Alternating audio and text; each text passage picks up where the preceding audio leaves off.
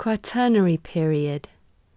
Believing as I do that man in the distant future will be a far more perfect creature than he now is, it is an intolerable thought that he and all other sentient beings are doomed to complete annihilation after such long-continued slow progress. Charles Darwin.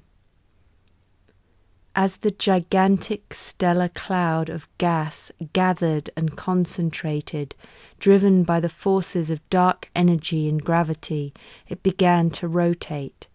Slowly and inexorably, its particles swirled and fashioned an accretion disk of ever larger debris. This wreckage circled and collided at the center of the immense disk of gas. From this grime, more massive concentrations of matter began to form.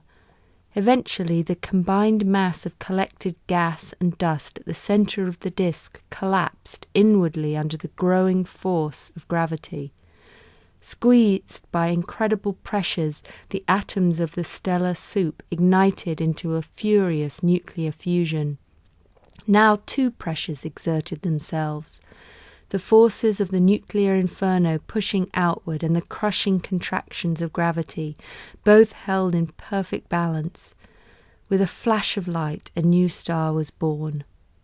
Smaller accretion disks orbiting the new star whirled about in endless orbits, gradually collecting more of the nursery cloud. Eventually, these accretion disks formed new planets.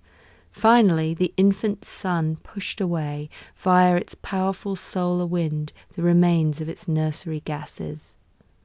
On one of these new planets, hydrogen and oxygen combined under just the right conditions to form liquid water. With pressure, heat, and time, water flowed and dissolved volcanic gases, carbon monoxide, ammonia, and hydrogen sulfide. This chemical pottage flowed over metal solids of iron and nickel sulfide. Metallopeptides formed catalytically.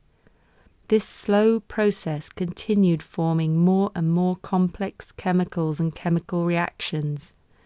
Then one day a set of molecules formed that had the power to metabolize energy and replicate.